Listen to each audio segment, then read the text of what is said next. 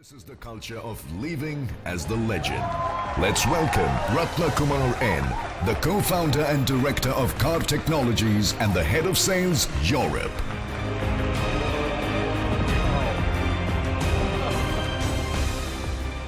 Wow, amazing, huh?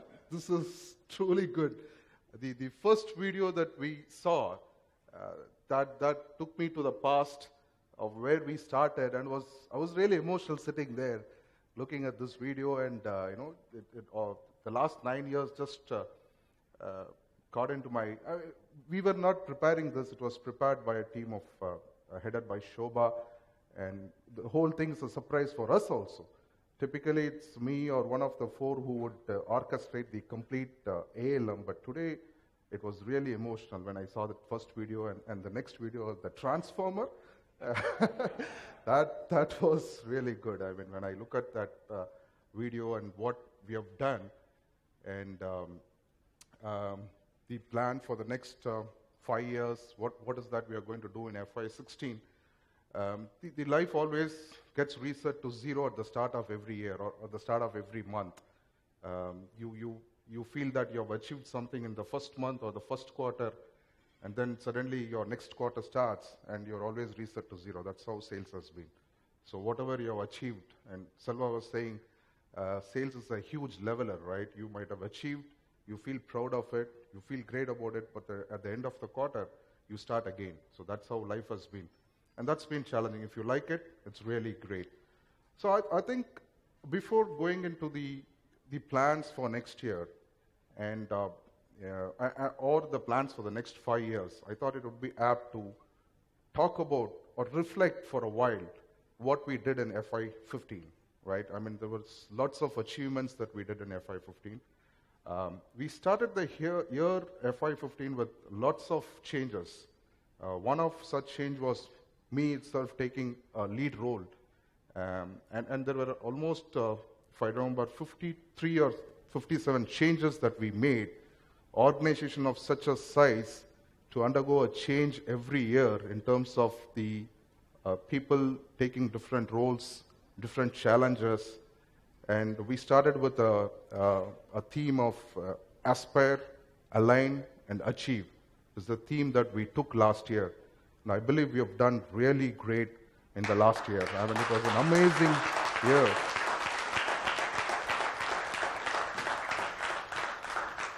Just to give a sample of where we started and where we are in the last 1 year, I'll be touching upon the achievements. Typically, we don't talk about the achievements. We straight away move to the next year.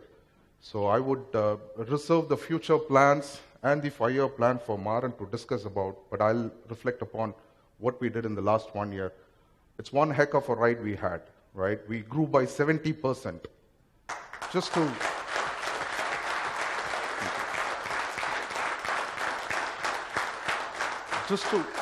Yeah, thank you. Just to give an indication of what this 70% is, the market grew by 10%. NASSCOM says the market grew by 8 to 10%. And when we started when the IT was going down, 9 years, 8 years back. We started when the IT was going down, and we were able to push against the tide. And last year 70% growth is immense, is amazing. The kind of growth that we had last year is amazing in terms of order book. Not many companies have done. One more stats, if I have to provide, we are one of the top 15 companies in Chennai in the ITS team. In terms of revenue and headcount, we got few awards last year. We were in the top 100 emerging medium enterprise companies in India. So that's another path that we have come in the last 1 year. So the kind of achievements that has happened in the last 1 year is really, really amazing. The pace at which we have grown is really great. It's really out of the world.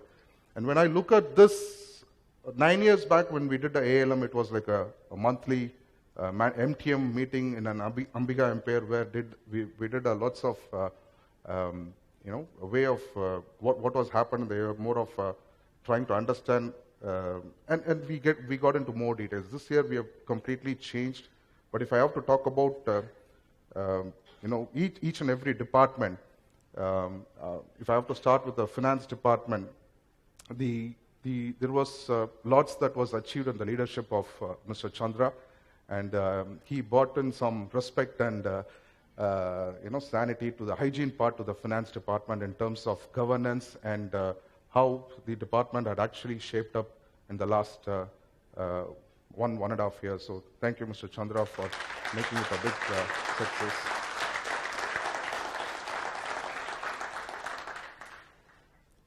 There was complete confusion and chaos in way the delivery was handled last year, but our resilient man, Srini, was able to handle it. The number of projects is doubled than the previous year, and with a very thin resource, with his team of delivery managers, Srini has handled a fantastic job.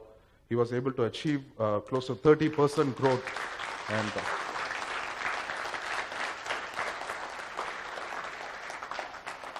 we also did get a few quality awards. So he had a team, and he was able to take the delivery team to a next level in the last 1 year. So thank you very much, Srini. If I have to talk about the pre-sales department, of course, it was headed by Saravanan. Saravanan, if you can stand up, and Rajesh.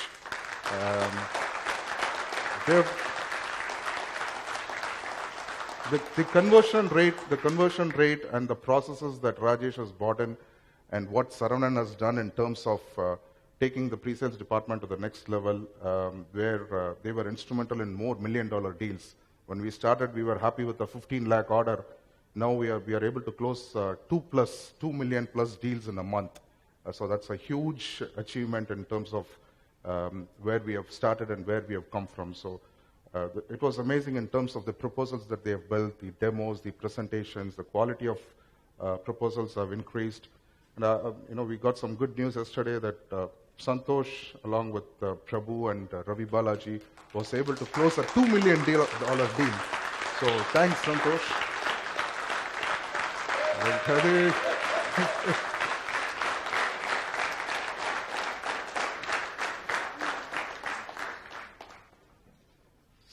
Santosh, that was a surprise for us, start of the year, and he's starting with a $2 million plus deal. Humongous effort for the last 4-5 months, starting from Prabhu, Ravi Balaji, and Rajesh, and the final goal was scored by Santosh, of course. So, and in terms of the overall sales department, we have made some changes. We had a few changes.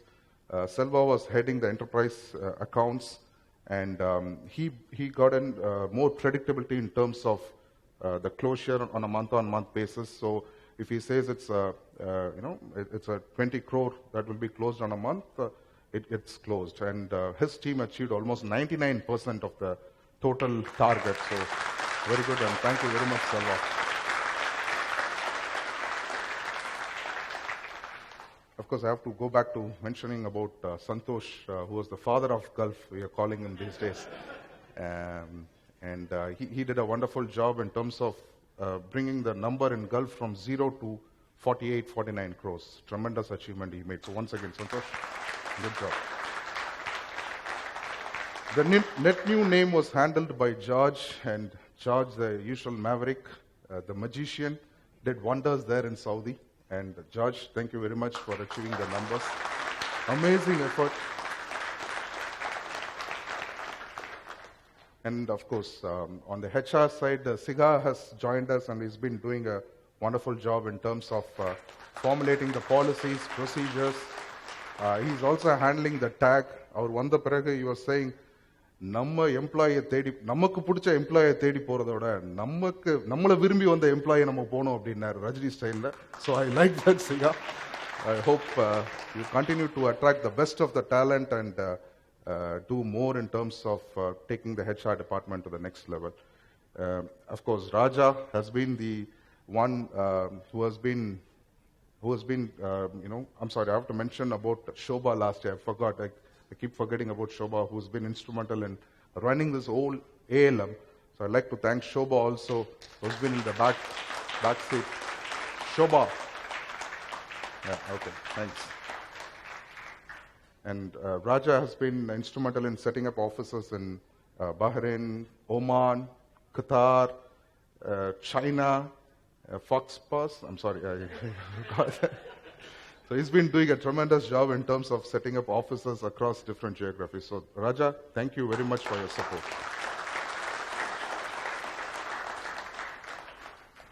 And of course, Karthik, we always use Karthik for any new department. So he was instrumental in setting up the marketing department. He was handling Qatar, and then he came in and set up the marketing department, and took it to, it started crawling now. Now Gopal has joined us from Ramco, and he's taking to the next level in terms of lead generation and the ATL activities. So Karthik and Gopal, thank you very much, guys. I hope pretty much I've covered everyone, and of course, Maran has been supporting me from the back end for quite some time. And Maran, thank you very much, my guide. I would also like to welcome Maran, share the dais, and talk about the future of the plans for the FY16. I might take a different role going forward in this year. I might take up the western part, and Maran will take the lead role from this year onwards. So I invite Maran to the dais to talk about Let's welcome our visionary, Mr. Maran Nagarajan, the Chief Executive Officer of Kaar Technologies.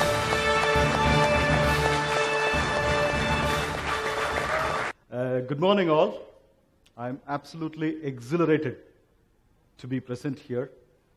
This is such a wonderful day. I always go back to the history. That's the only starting point we all have strongly etched in our memories. So when I compare this day with this kind of a grandeur, with this kind of a scale, this kind of a size, and this kind of a magnitude, I'm hardly able to resist myself to go back to the humble beginnings which we all had. Many of you may not have known that days, but then that's where we all started, with a single place, with no office, no air conditioner, and not even a computer desk, just newly bought old computers. That is all we had as our assets. Okay, anyway, we have transformed all. We have spoken about this story many times. So this is the moment for us to just live back in the past, a little bit reminisce about them, and then move to the future. And that's why we are all here for. But before I step any further into anything, I have to really compliment, congratulate, and give a huge salutation to Ratna for what he made in terms of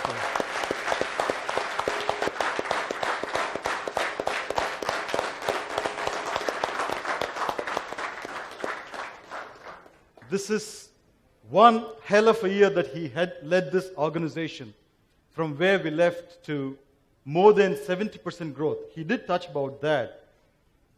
When the whole industry was growing at 10%, he was able to push the organization to 70% growth, a meteoric rise, from a modest growth level to a meteoric growth level. A fresh style of leadership, an out-of-the-box thinking, a continuous hands-off approach, and a soft-touch kind of leadership towards the people. So he was able to unleash the potential of all the people in the company, and he was really able to rally around the people and make it happen. The people man who our Ratna was, as always. Thank you, Ratna. Tremendous achievements. Usually you do the thanking in the end. But here, as an exception, we first commence with our thanking. Thank you very much, Maran. Thank you very much. Well, with this few words, I would like to go a little bit to the why are we here? What are we trying to accomplish? See, it is also always important to understand why we are all here together as a company. What is the whole purpose? What is the whole mission? What is the whole objective? It is constantly necessary to re-understand and analyze where we started and why we started and what is bringing us all together here. If you really look at the mission, what we set for ourselves, the mission says, instill a sense of joy and accomplishment to every human touch point, be it customers, employees, vendors, or stakeholders. See, that is the far-reaching mission. This will act as our boundary. This will act as the as the game post. This will act as the guiding compass, the moral compass for us in every single step that we do in the day-to-day activities. Having defined this boundary, or having defined the rules of the game, it is also important to establish what our vision is, where we are trying to go. Okay, we have defined how we will behave, but it is also important where we are trying to go.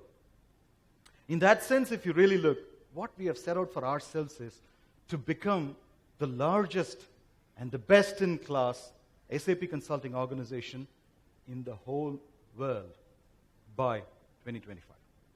I'll give you some feeling of what it means. Today, you might think, what are we? We are just such a small, tiny, piddly-weeny, 200 crore company. But it doesn't matter where we are today. What only matters is what our aspirations are. Where we wish to get tomorrow is more important than where you have traveled and where you stand today. Every great journey has begun with such kind of a goal and dream and a vision that you really wish to carry forward and take it forward. That's the commencement of any journey. In that sense, if you really look, what are we trying to aspire? We are trying to build the largest SAP consulting practice globally, bigger than Accenture, to say so, more than 35,000 people, and at least $3 billion in terms of the revenue. This is what we are trying to aspire and achieve by 2025. And also, not just mere quantitative. Everything should always have a qualitative element and quantitative aspect to it. What are we trying to say? We want to become the best of the class. How do we get that? We want the analyst companies like Gartner and Forrester to tell us that these guys are the best in the consulting space. That's the kind of reference we are really looking forward to get. So, in the process of achieving this, these are the aspirations that we hold ourselves very dear, and that is how we start our journey path. Having said all this, it is also important to understand what is our near term, what is our nearby, where we want to get. Yes, it is important to dream. It is important to have a very long-term vision of what you're trying to achieve as an organization. But what's your midterm objective? What's your goal? If you really ask us, we are looking towards building an organization of at least 5,000 people strong, and to get a leadership in the regions where we operate, to become the most dominant force in whichever markets that we operate. We have to be the number one in whichever markets that we step in. That should be our single point agenda. In that sense, if you really look, we are looking to become a 2,500 crore company by 2020. That's the kind of numbers. We are trying to get a private equity funding. There is an external infusion of funding happening. So there is some series of steps that we wish to put in place to make this journey eventful, to make this journey memorable, to make this journey exhilarating, to make this journey a much more rewarding process for everyone involved. If you really look, how are we trying to achieve all this? We want to get to these achievements by, number one, achieve the market dominance in the Middle East where we are operating. I'm very, very happy to announce that we have achieved the highest market share in the Middle East with a market share of 12.5%.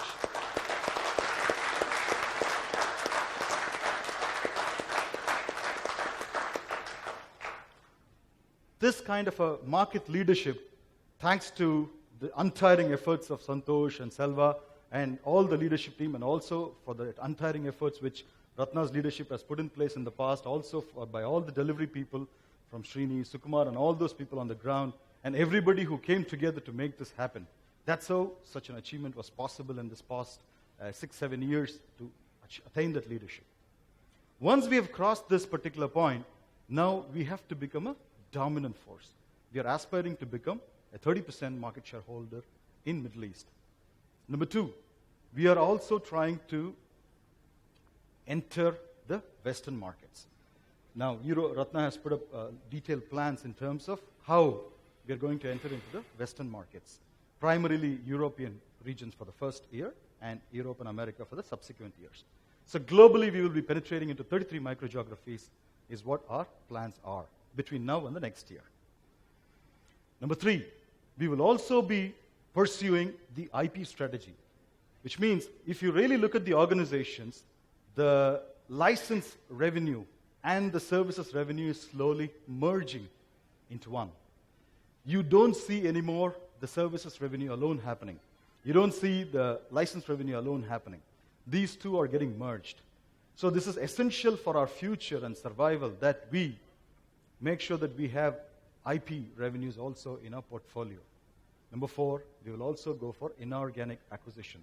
Wherever there is a skill deficit, there is a talent deficit, or there is a capability deficit, we will also go for inorganic acquisition. That's what is also in our roadmap. Having taken up all these initiatives, it's good. This gives us the backdrop in terms of how we are going to get to where we desire to. Let me also touch about the theme and what we are going to do in terms of the coming year. It's okay to talk about 10 years. It's okay to talk about 5 years. What are we going to do next year? It's also important for all of us to understand what is that we are going to do in the coming year. That's what gives us the headlight. You can talk about in the night when you start your journey, you have the long distance you have no visibility of, but your headlight gives you the visibility for the near. So we need to start planning for that. And that's how we have designed the theme of this event as Go Digital, Go Agile, and Go Local. You know what? The world around us is shifting tremendously. There's a huge tectonic shift happening around the world in terms of the IT space. Not only IT space, the entire world. 7 years ago or 8 years ago, if any one of you would have had you imagined that all of you would be sitting here with a smartphone which you can control the world with? No. This was an impossibility. But today, if you really look, every single individual in this room has a smartphone and an access and the ability and the power to access any information globally and to control too many things. Very soon, your mobile will become the one single remote control for the world. Everything on the earth you want to get done through your mobile. So that's the kind of evolution which is happening in front of your eyes. Now, if you really look at that, the SMAC space, they call it as social, mobile, analytics, and cloud, big data, and also the Internet of Things. These are the top areas which is emerging now. Now, you might think these are all jargons. These are all not touchable and feelable elements around you. This is too far in nature, too far in reality, so I don't have to bother about them. It's the usual sense of skepticism we all carry with. But let me warn you, this is not in the future. This is more real than you really think. All this which I'm talking about is much, much, much more real than what you think today it is. Let me give you a couple of examples. The simple air conditioner, which we all bought as a simple mechanical engineering device, which was in the shops, in the shelf, is no more a simple device. It is an IoT device. You know why? It is being controlled by your mobile phones now. It is connected as an IP device, and you can control your air conditioner in your iPhone or a Samsung Galaxy anywhere from the world. You want to switch it on? You can switch it on sitting in Antarctica or Arctic if you have the internet. So this is where we are moving. Every single device is getting connected. Your washing machine, your ovens, your house, your camera, your security system, your mobile, your motorbikes, your vehicles, even your pens are getting into IP devices. So all these IP devices would start interacting with each other. And the watch that you carry is no more a small, simple watch. It is evolving into the wearables. This wearables is another huge area of technology shift. What is happening? Now, for a simple example, the iWatch that you carry, which is going to be launched by Apple shortly in India, which has already been launched in the West, it carries more than 1,000 parameters of your body, starting from a simple glucose level to pressure levels to diabetes levels to HbA1c numbers to WBC numbers, RBC numbers. It carries thousands and thousands of records. You yourself do not know what it carries, the kind of data. And it's too real. Many of you might be already wearing some of the wearables in terms of your sleep pattern, in terms of your heart pattern, in terms of your walking pattern. Now you might wonder why all these stories are coming here now. Just to tell you that these are not too far in nature, far in the future. This is not science fiction I'm talking about. If you take the number of homes in Chennai, 5% of the homes being built is coming with smart switches today. The smart switch means everything is an IP device. You can control your lights, fans, your plug points, your fans. Anything can be controlled using your iPhone or your Samsung Galaxy. This was not possible a couple of years ago, but this is a reality today. This is more than a reality today. Before, I'll give you some more use cases. Suddenly, if you're driving a bike, it'll happen in 1 year from now. If you're driving a bike, you may get a call from your mechanic. He will say, boss, your brake wire is getting loose. Your brake wire is not so strong. You're going to get into an accident. Please come and have it fixed. He will know about the health of your bike even before you know it. That's the kind of connectivity we are going to get into. Now, the reason why I'm telling this is what it means to all of you, what it means to you, what it means to every single individual here. We are all consultants.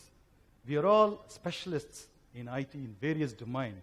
And we do offer these services to our customers. But please remember, all these skills that you have accumulated until this point is not worth anything anymore. You have to reskill yourself. Do you know anything of the social? Do you know anything of the mobile? Do you know anything of the analytics? Do you have any skill in cloud? Do you have any skill in IoT? Do you have any skill in big data? If the answer is no, from your side for these questions, the time is now to get yourself reskilled. Otherwise, very soon you'll all become Neanderthal. The relevance will be completely lost once and for all if you don't reskill yourself. See, the idea of this whole conference and the session, you would have seen the run-up to this event, that again and again, many discussion forums, many small brochures that Shobha circulated all over the place. You would have seen all that. Why? Because somehow, over a period of time, we have lost our appetite to absorb technology and to connect it to the business case and the use case of the customers. We have become siloed and islands of our own specialty into our own world. But that's not good. People have become people managers who has lost touch with the technology. People have become siloed experts with no understanding of the customer connect or no understanding of the business problems, why it is being done. Those things are not here to stay. Those things have to go. So it's very important that during these 2 days of sessions, that we reskill ourselves, we relearn everything, we absorb many technologies that we are going to introduce in this coming year, and get a grip of all these, get a sense of what business problems these can solve. Every one of you here, also the people in the on-site, the hundreds of people who are on the on-site, who are the real chuggers and movers of this company, for them also, it is important that you act as the evangelists of all these technology and the business use cases that you take to the customers and help them resolve. So that is the whole idea of this, that you get enlightened, you get inspired, you get energized by all this shift, what is happening globally. That's the objective of this whole session. I believe you take the best advantage of these, you take maximum benefit out of these sessions, and really enhance your horizon and make yourself a very valuable individual to yourself, to the customer, and to the entire community that you serve in. That's the whole reason why we took this idea of Go Digital as the theme. We also touched upon the Go Agile. What is Agile? There is an expert who we have amongst ourselves, which is Bala, who has been an expert in Agile and Scrum methodology for more than 20 years, who's going to talk about it more. But nevertheless, why is important to talk about? See, historically, we always approach any projects in the department as a waterfall methodology. You people all know, I think, what is waterfall. Waterfall means you have to imagine in your mind, like, for example, you want to build a bridge or you want to build a rocket. You have to imagine in your mind what you want to get done. And to the last minutest detail, you need to design and then go for the building and the production, and then finally a launch happens. Either you're successful or you're done. But unfortunately, in the IT world, it has been recognized for long that IT is too abstract in your minds to imagine what is needed in the future. So you do not know, because it's not touchable and feelable, imagining it in the mind and dealing with abstract things and articulating it to the last level of detail is impossible for people. So this is recognized in the IT world, and that is precisely why they've come up with something called as Agile. You know what it does? It clearly helps you eliminate the waste. It realigns you to do what the business exactly needs. It helps you prioritize. Most of the times we are too busy in our own activities and we lose touch with the customers as to what they really want. We are all busy on ourselves building something beautiful, something lovely, which the customer never wanted. There is a famous swing cartoon, I don't know how many of you have seen, which clearly talks about what the customer wants and what you finally deliver. So those kind of disconnects have to be eliminated. The waste is the most harmful thing you can do on this earth. Human efforts waste is absolutely a crime. We cannot accept that. That's the reason why we want to go agile. We want to embrace the Scrum methodology and say, we will not allow the human efforts to be wasted. We will always stay aligned with the customer objectives. We will always stay prioritized in terms of what we need to get done today. We will approach everything in multiple cycles and waves and multiple sprints of activities to achieve what we really want to achieve.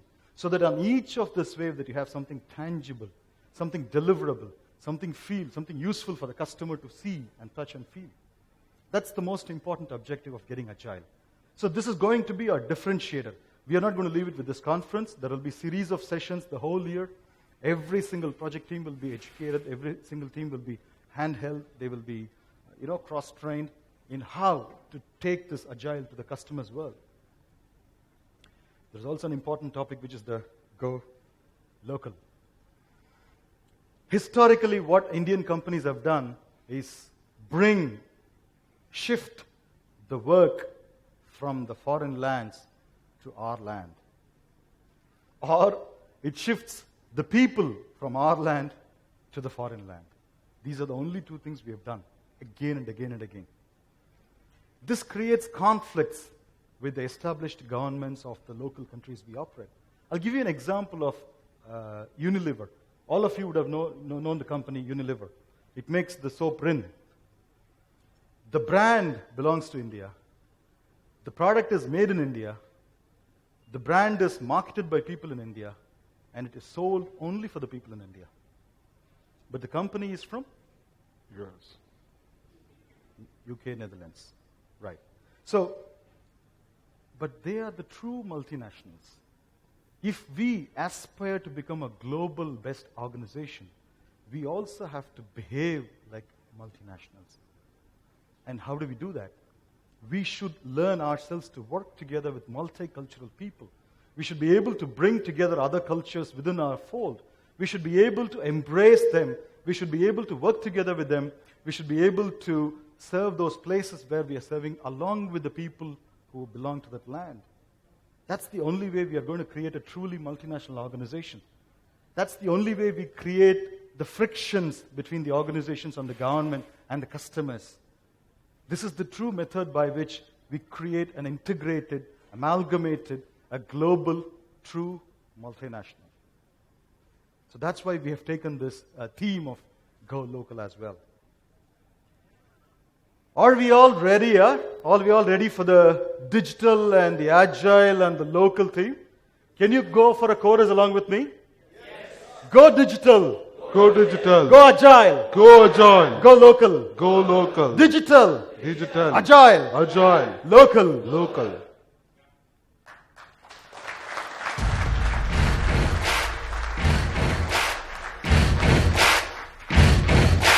Car, are we ready? New wave is here. Take the lead, make a noise, let our world's here. Car make a call, ini varum nalil. Parine digital tuligala nanipo. Digital, agile, local. Let's go.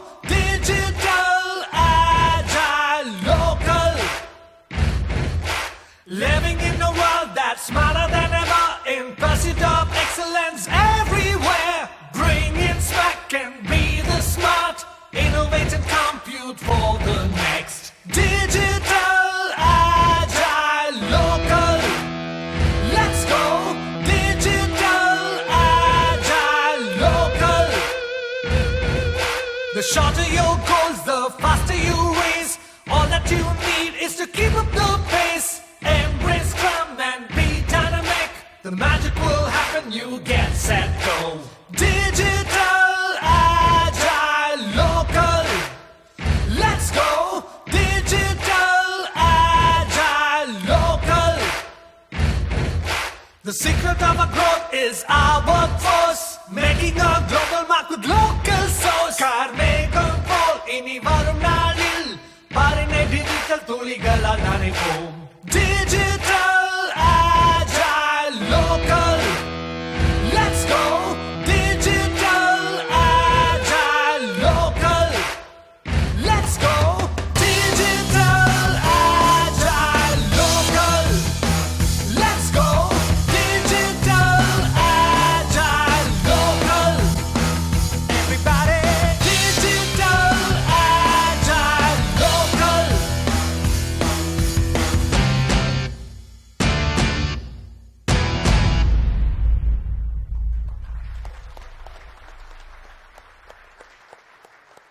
Digital, going agile and going local. I think that's the kind of theme that we are going to take this year. But also, Maran, when you were talking, I had a couple of questions. You spoke about moving from a traditional SAP company to more of IoT, social, mobile, analytics, and cloud, right? And we are used to, but we are also saying that we'll be the largest SAP and the biggest SAP service providing company. So there seems to be some kind of a confusion in terms of, are we really going to be focused on SAP, or are we getting into more of IoT or more of refrigeration business, AC business? No. But the point was, what is that? Are we going to go into SAP, or are we going to go into more application development using SMAC and IoT kind of things? I don't know if everyone is clear, but I have that confusion. So if you can please. Well, for sure, we are not going to make ACs. Let me assure you that. I think it's a very valid question. Somehow, in the minds of people, SAP and this new tech seems not to be going well together. Well, for all of you, let me make one statement clear to you. Did you all know that SAP is the largest cloud company in the world today? How many of you knew this? I thought SAP was an enterprise application company. Is it also the largest cloud company? It is the largest cloud company. Okay. So just to make it clear to all of you, SAP is the largest cloud company in the world. Now, SAP is also considered as a thought leader in the IoT space. The kind of services SAP provides in the Internet of Things connectivity, no one offers. The predictive analytics which SAP has come up with is really considered as one of the leaders in the Magic Quadrant of Gartner. So, to tell you that SD, MM, PP, QM, ABAP, WebDyn Pro is not the world of SAP anymore. What do we do with everyone here? I know only SD. I know only MM. So how do I reskill? What is next for MM? Is it Ariba or? Well, see, for every one of you, this is a very relevant question. That's what everyone has to discover in this coming 2 days. What is my next? So how do I not become a museum material, but how do I become myself a relevant person? So that's the whole discovery process this 2 days is all about, Ratna. But there is immense opportunities. For example, every MM consultant can probably become an Ariba specialist. Okay. ABAP guys can become River, HANA development specialist. The HCM guys who knew only the payroll and the conditions could learn success factors, workforce, field glass. So there are so many other opportunities which are coming now, which we really want you to keep your eyes and ears focused, reskill yourself, redevelop, remorph yourself, come out yourself out of as a new avatar. So if I'm able to learn something, I'll stay relevant here still. I'll not be checked out. I'll still be here in the company. You have decided to embarrass me, Ratna. And also the second question that I had was, Maran, traditionally we've been using the waterfall methodology. You spoke about agile. Is it something really possible to build something build a deliverable in a month's time, and we also have an expert talking about it. Is it something really possible, or is it only more theory? I mean, can we really do it? Because we are used to ASAP methodology. That's the king for us. That's a guru for us. We start, we do the blueprint, requirements gathering, and we go live at the end of the year. That's it. Whether the customer likes it or not, this is what we deliver.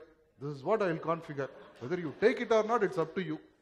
This is what I am used to. Now suddenly you're asking, deliver something by the end of 1 month. How do I do it? Is it really practically possible? Yes. Well, many companies in California have made it possible, Ratna. For example, the companies like Google or Yahoo or Amazon, or all the startups for that matter, even the bigger companies, including the Microsoft development, happens only by Agile. Even SAP develops its own software by Agile.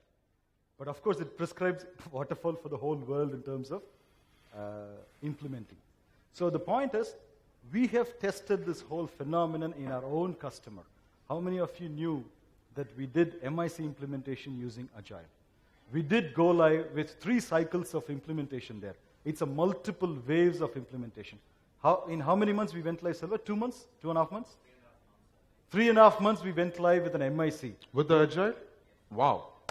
Amazing, good. So it's not something, again, Ratna, this is not science fiction. Sure. So this is very much... I saw a robo outside, I thought probably it's fiction. So you are a transformer, but that doesn't mean everybody is a robo. Sure. Maran, you should not pull me here. We'll have a decent conversation. I know. Thanks, Maran. Thanks on the digital and agile part. Local, I think I'm clear. But when you say local, you would get rid of few of our people from India, or you still will retain them and then go for local Bahrainis? What's the plan? Now I know. You are getting back there. Huh? No, there is no such intentions, and I think people have understood that. The idea is to embrace people of other culture, embrace people of other nationalities, people of other origins, and bring them into our fold and be as one organization. That's the whole idea. The idea is not to eliminate some or increase some or decrease some. That's not the objective. Clear, Maran. I hope clear. you understand. Clear. Thank you very much. Do you guys have any other questions that you want to throw at us? Can take a couple of questions if you guys want. That's something that I just discovered on the run. So that was not the agenda of the program, but you guys I know you're out of the box thinking right now. So out of the agenda thinking this is. Maran and Ratna, I have a simple question. Like while you're transforming your organization starting today. Our organization. Our organization, sorry. So when we are So transforming. you transform yourself first, our organization. So while we are transforming ourselves, there's a lot of learning process and the learning curve for individuals to go on. But likewise, for the organization too, while it aspires to be a number 1 SAP services and service provider, like Accentures of the world, there's a very high tendency of developing even products. Now that a lot of convergence is happening in terms of IT world, so are you looking at even developing newer products which will be core, where the intellectual property will lie with us? Absolutely. And then eventually maybe it will be the most recommended product for SAP? True. See, as I talked about, there is more which will be discussed when Karthik comes around. George is going to spearhead that whole initiative. Now, the IP is not of a choice anymore. As I said to you, services and products cannot be distinguished in the future. They will start getting bundled into one single piece. Customers would start expecting you to talk about one single service. Now, when you open the tap for getting water in your home, you don't ask which part is the license part, which part is the service part. When you get electricity on your cables, you don't ask them what is the service part, what is the license part. Correct? Similarly, IT would get delivered to customers without such distinction in the future. Services and licenses would get blended. So, yes, we will develop IP from our company also. We are looking to create 40% of our revenues on IP-dependent services 5 years from now. Yeah, can take one more question. Yeah, Farad.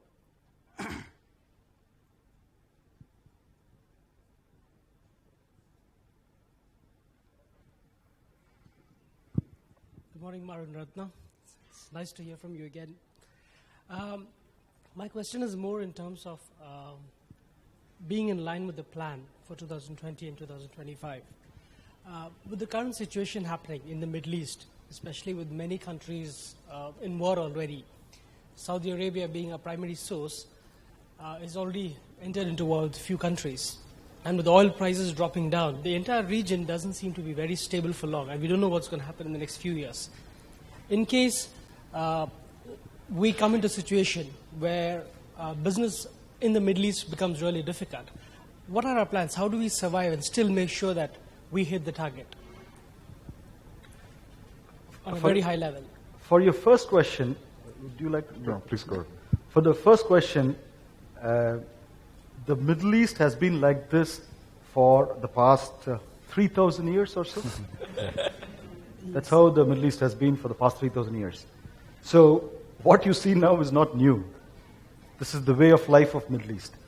So in my opinion, the proximity of yours there it amplifies the news. But if you really take a step back and observe, Middle East has become a far more peaceful place than ever in the past 50, 60 years of its existence. Yeah. So in that sense, it's a good place. That's a risk perspective. The second part is, yes, the business risk always is there, irrespective of the geography. Even if you're in the West, economic cycles can go down, it can plummet, like what happened 4 years ago. So no business is devoid of risks. So definitely we will always keep de-risking our strategy.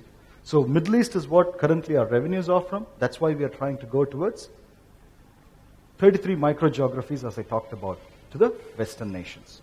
That's what we will do in the coming years. In the next 2 years, we will be investing in 33 micro-geographies globally in the West, including Europe, Australia, Japan, and America.